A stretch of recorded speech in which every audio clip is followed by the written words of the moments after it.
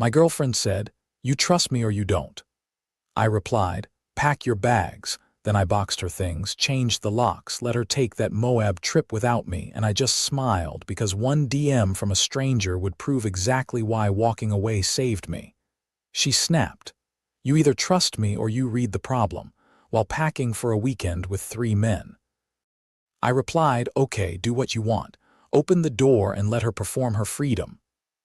Days later, one of the men there contacted me, my girlfriend Marin, 29F, and I have been together 2 years, living in my house in Aurora outside Denver for 8 months. Things seemed solid. We split bills fairly, talked about future plans, had our routines. No major red flags that I noticed, which is why Thursday night blindsided me. I am a project manager at a mid-sized construction company. Pretty standard Colorado life. Work hard, own my place after years of saving, spend weekends hiking or fixing things around the house. Marin does social media for a chain of fitness studios. We met through mutual friends at a brewery, hit it off immediately, moved in together when her lease was up because we were basically living together anyway. Thursday evening, she comes home all excited about this trip. Her friend Kelsey is planning girls' weekend to Moab in 3 weeks. She announces, "Cool. I think she deserves a break. I trust her. Whatever." I am already mentally planning what house projects I will tackle while she is gone. Then she casually drops it. "Oh, and Kelsey's inviting her brother and 2 of his friends to join us. So it will be 4 girls and 3 guys. Isn't that fun? Like a whole group adventure thing." I must have made a face because she immediately went defensive. "What?" "It is not like that. They are just friends. Kelsey's brother is bringing his buddies to help with the harder hikes." I tried to keep my tone level. "Babe, that is not really a girls' trip anymore. That is more like a couples trip format with single guys mixed in. That is different. It is 2024. Graham, guys and girls can be friends. Don't you trust me?" And here is where my stomach started churning because I have heard this script before. My dad heard it for years while my mom's book club turned out to be her emotional affair headquarters. I watched him get called insecure and controlling for having totally reasonable boundaries. I swore I would never be that guy sitting there taking it. "It is not about trust," I said carefully. "It is about respect. If you had told me a month ago you wanted to go camping overnight with 3 random guys, I would have told you that crosses a line for me. But you are presenting this as already decided, like my input doesn't matter." Marin's face hardened. "I am not asking permission, Graham. I am an adult. I am telling you I am going. If you trust me, this shouldn't be an issue. If you don't trust me, then maybe we have bigger problems." The air in the room changed. I felt that ice-cold clarity you get sometimes where everything slows down and you see exactly what is happening. This wasn't a discussion. This was a test, a power play. "So that is an ultimatum," I said quietly. "Either I am cool with this or we have bigger problems." She crossed her arms, chin up. "I am saying that healthy relationships require trust. Yes or no, Graham? Are you going to freak out about this or are you going to be an adult?" I stood up from the couch, weirdly calm. My voice didn't even shake. "You are right. Those are 2 options. Here is option 3. You can pack your stuff and be out by Sunday night." The color drained from her face. "What? You heard me. You don't ask for my blessing. You don't ask for input.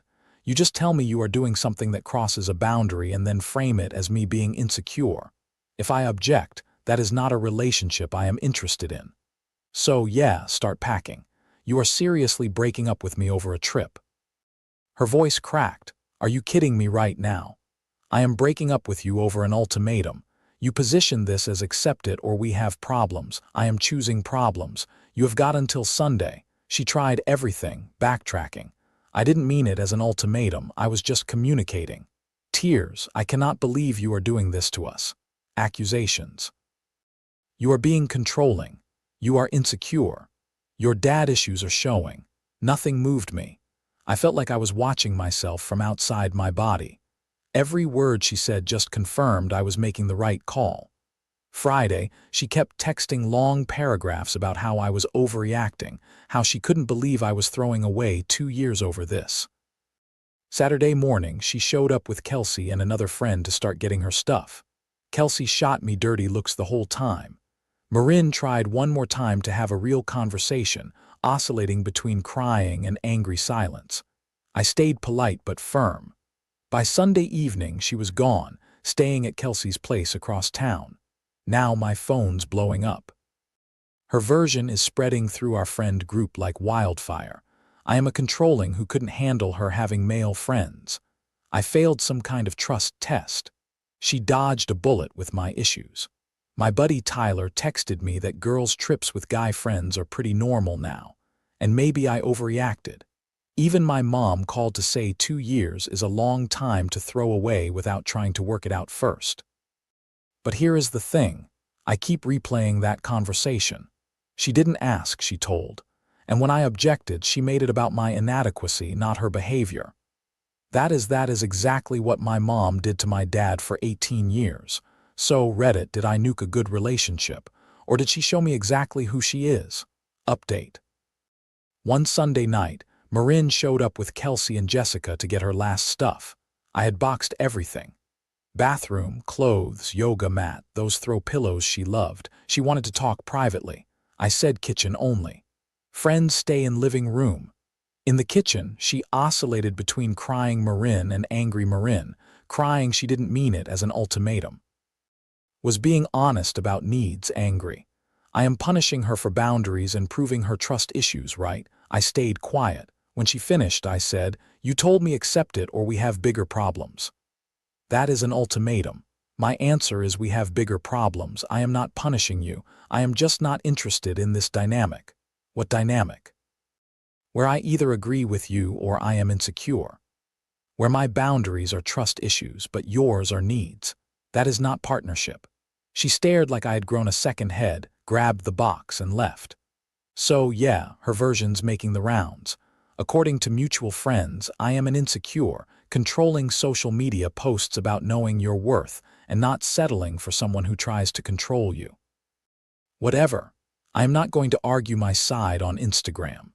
My buddy Tyler, the one who initially said I overreacted, came over Monday night with a 6-pack. We talked for a while and eventually I posed a hypothetical to him. Tyler, would you be cool with Jen going to Moab overnight with 3 random guys? He started to say something, stopped, typing bubble energy, long pause. That is different. How is it different? I mean, Jen wouldn't do that to me. But if she did, if she came home and said, "Hey, I am going camping with 3 guys I don't really know for a weekend." And when you said it made you uncomfortable, she told you that you either trust her or you don't, what would you say? He was quiet for a solid minute, staring at his beer. Then yeah, I would be pissed. Exactly. He admitted he had been conditioned to think having any boundary with women automatically makes you controlling these days. That if you are not totally chill with everything, you are insecure or toxic. We talked for a while about how that is complete, how boundaries aren't the same as control. He didn't fully apologize, but I could tell he was rethinking his initial reaction. This one really me up, though. My mom called Tuesday, started with the usual 2 years as a long-time speech, asking if I had considered couples therapy, saying maybe I was being too hasty. I explained the ultimatum part in detail, how Marin framed it as my inadequacy, not her behavior, how familiar it all felt. Mom went silent like long silence. I actually thought the call had dropped. "Mom, you still there?" "Your grandmother," she said finally, her voice weird. "Your dad's mom." She said the same thing to me once about your mother's book clubs. I blinked. What? Turns out my dad's mom, who died when I was 15, had pulled my mom aside years into their marriage and said my mom's book clubs seemed to involve an awful lot of male friends and weekend trips. My mom had told her that she either trusted her or she didn't, and that she wasn't going to be controlled by outdated relationship standards. "I thought Grandma was just being old-fashioned," my mom said quietly. "But looking back, knowing what I know now about what came later, Graham, your father stayed because of you kids. He stayed way too long and I dismissed every single concern he ever had as him being insecure. We talked for over an hour about patterns, about how she wished she had protected my dad's dignity more, about how she sees exactly the same pattern in what Marin just did to me. "I am not saying 2 years isn't significant," she said, "but 2 years isn't worth 20 years of this dynamic. Your father gave me 20 years. Please don't be your father. Jesus Christ, I wasn't expecting that at all." Wednesday evening, Marin showed up unannounced. Eyes red, mascara smudged, said she had been thinking, realized she pushed too hard, willing to cancel the trip if we could talk. I leaned against the door frame. "Why cancel something you gave me an ultimatum about? I wasn't thinking clearly. I don't want to lose us over this. You said yes or no, I said no. You called me controlling. Now you will cancel. What changed?" She looked confused. "Hadn't thought through the logic. I realized I don't want to lose you. This isn't compromise. This is you realizing the ultimatum didn't work and trying a different approach." Her face crumpled, tears, apologies, promises to work on communication. I felt nothing like watching a stranger perform. "I appreciate you coming by, but I am good. This breakup was the right call." She tried engaging more, but I kept it short. Eventually, she left. Here is the kicker. After she left, I checked Instagram. Hadn't unfollowed yet. Thirst trap photo from that day. Full makeup, low-cut top. Caption, "Not settling for someone who doesn't see my worth." Kelsey commented, "Mab is going to be so healing, babe." Marin replied, "Exactly what I need right now." The trip's still happening. The "I will cancel it" was complete bullshit. Screenshot sent to Tyler. No comment. He responded, "Bro, holy I am sorry I doubted you. I feel weirdly vindicated but also sad. Part of me misses what I thought we had, but Mom's conversation put it in perspective. I watched Dad become a shell, get called insecure for years, stay for the kids until I graduated. They divorced that summer. It was bitter. I am not doing that. 2 years isn't 2 decades. If this is who Marin is when challenged ultimatums, manipulation, narrative control, I don't want the 20-year version. Whether she hooks up with someone in Moab or not, the relationship ended when she made it a power play instead of a conversation. I am okay. Little lonely, sure, the house feels quiet, but it is the good kind of quiet, not walking on eggshells quiet, just peaceful. Update 2. The trip was this past weekend. Marin and crew headed to Utah for their healing adventure. I stayed home and had a decent weekend. Hiked Lookout Mountain Saturday. Worked on the deck. Watched Broncos at a buddy's Sunday. Didn't check social media. Finally getting mental clarity. Then Sunday night, 10:30 p.m. I get a DM from an account I don't recognize. Generic mountain landscape profile. Pick Brad Kimball. Almost ignored it. Message said, "Hey man, I think you should know something about your girlfriend or ex. There has been confusion." Stomach dropped. Who is this? He was one of the 3 guys on the Moab trip. His friend Connor invited him group camping with Denver people. Sounded fun. He had no idea Marin had a boyfriend. Any boyfriend, Marin spent the entire weekend actively flirting with Connor. Not subtle, friendly flirting. Obvious physical, touchy flirting. Friday night around the campfire, she was practically sitting in Connor's lap. Saturday on the hikes, constantly holding his hand during the scrambles, that kind of thing. Brad said he didn't think much of it at first because Connor had mentioned before the trip that this girl Marin was single and seemed interested. Made sense at the time, people meet on trips. Whatever. But then Saturday night, Brad was scrolling Instagram back at camp and saw a tagged photo of Marin from a few weeks ago. A group shot from some fitness studio event. In the comments, someone had tagged me with a joke about relationship goals, or some he clicked through to my profile out of curiosity. Saw multiple photos of Marin and me together. Recent photos, including one from just a month ago at a brewery. Her kissing my cheek, my arm around her. Caption about date night and celebrating something. Brad sent me screenshots, the brewery photo, plus a text exchange with Connor from earlier that evening that said, "Yo, Marin's definitely into me, right? I am not reading this wrong. She has been all over me today." Connor thought he was shooting his shot with a legitimately single girl. Marin had told everyone on the trip, everyone, that she had been single for over a month now. She told Kelsey's brother that she just got out of a long-term thing and was taking time to figure herself out. Brad's message continued. Look, man, I don't know what the full deal is here, but Connor's a genuinely good dude and he deserves to know if he is being played, and if you are actually her boyfriend or were recently, you deserve to know she is telling people you basically don't exist. Just thought you should have the info. I stared at my phone for what felt like 5 solid minutes, reading and rereading everything. Then I screenshot the entire conversation and sent it to Tyler with just 3 words. Called it. Tyler's response was immediate. Holy dude, I am so sorry I doubted you. You called it exactly. I didn't respond to Brad right away because I was still processing the whole thing, but after about 20 minutes I finally wrote back, thanks for letting me know. We broke up about a week and a half ago. So yeah, technically she is single now. But the timeline she is giving people is interesting. Appreciate you reaching out, man. Sounds like Connor's getting played just as much as I was. Brad wrote back pretty quickly. Damn, sorry to hear that, man. For what it is worth, she seems like bad news. Connor can do way better, I agreed. Told him to tell Connor whatever he thought was right. Brad said he would. I didn't hear from Marin at all on Monday. Radio silence, which was honestly a relief. But Tuesday evening my phone lit up with texts. First one, I miss you. Second, this trip made me realize what I had, what I threw away. Third, can we please talk? I know I messed up. I want to fix this.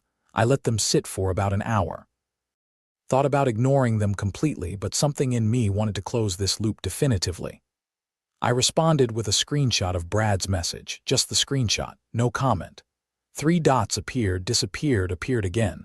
This went on for like 5 minutes. Finally, her message came through. Who the is that? I typed back. One of the guys from Moab thought, you should know your stories aren't lining up. The typing bubble appeared immediately, disappeared, appeared again. When her response finally came, I could practically hear the panic in it. Are you seriously going to believe some random guy over me? I kept my response simple. Marin, he has no reason to lie. You have every reason to. The math isn't hard. Another long pause, then a wall of text. This is insane.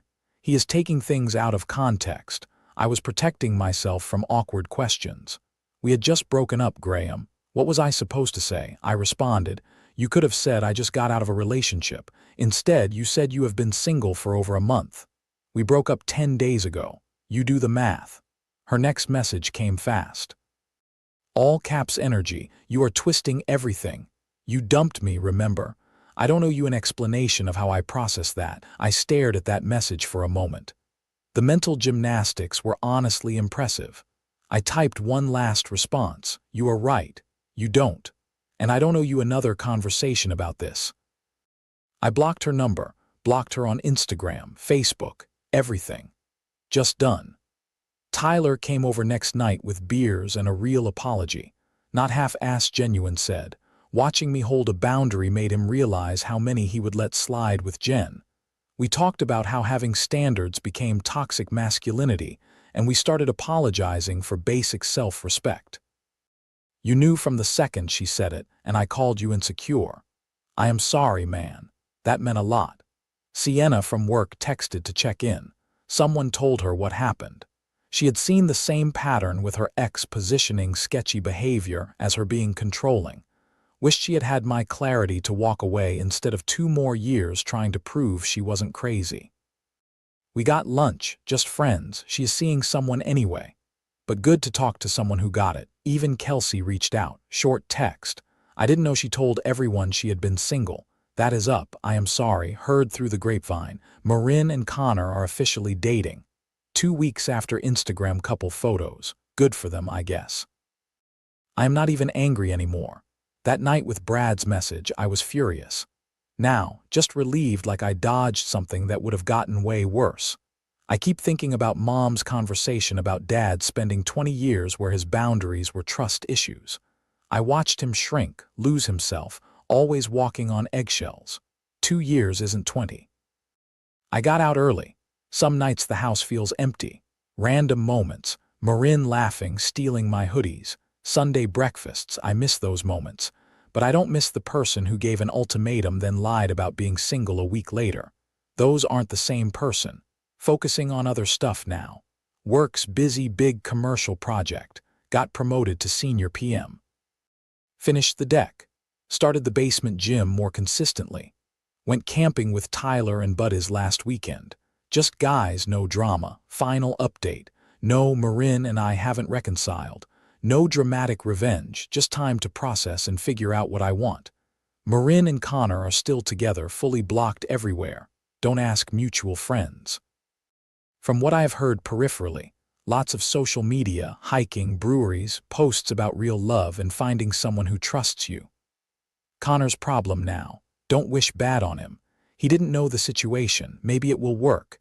Maybe he is fine with their dynamic. Not my circus. Tyler and I are solid, better than before. That apology wasn't just words. He has been working on his own boundaries with Jen. Had a big conversation. It went well. Thank me for modeling what self-respect looks like. Our friendship's stronger because it is more honest. Sienna and I still grab lunch sometimes. Just friends. She's seeing that guy seriously now. Nice having someone who gets the dynamics without explaining. Mom and I talk more now. Really talk. Heavy conversations about my parents' marriage she has never opened up about before. She admitted Grandma was right about a lot.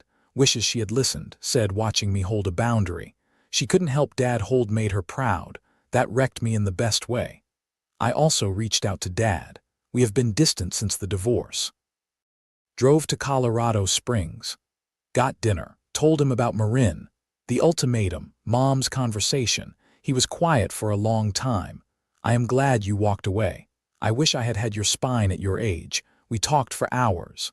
His marriage patterns he ignored. Staying for the kids but wishing he had left sooner. How he lost himself trying to prove he wasn't the problem. I apologized for judgmental I had said about the divorce. He got choked up. Best conversation we have ever had. We are going fishing next month. Rebuilding something that got lost. I am intentionally single, not broken, just figuring out what I actually want versus what I thought I was supposed to want. Couple casual dates, nothing serious. Focusing on work, house, hobbies I would let slide. Got that senior PM promotion. More money, more responsibility, keeps me busy in a good way. Finished the basement, proper gym and entertainment space. Feels good to have projects actually for me. Started therapy a month ago. Nothing dramatic, not traumatized, but wanted to understand why I moved so fast with Marin. Why I ignored early red flags obvious in hindsight. Therapist says I overfunction in relationships. Take responsibility for making everything work, apparently from watching Dad wanting to do it better. Working on that loneliness hits sometimes. Nights when I am home alone. Miss having someone to share the day with, make dinner with. But then, I remember walking on eggshells, wondering if the next conversation would turn into me being insecure. Being alone isn't the same as being lonely. Marin showed me exactly who she is when challenged. Someone who would manipulate rather than communicate. Someone who will make you the problem rather than take accountability. Someone already planning an exit while talking about a future. I don't regret the relationship. Good times. Learned things, but don't regret ending it either. 2 years is significant but not a life sentence. Rather be single with dignity than coupled up constantly questioning reality. Some DM saying I won or got the last laugh. That is not how I see it. I didn't win anything except the ability to sleep soundly without wondering what I am tolerating. That is not victory. That is baseline.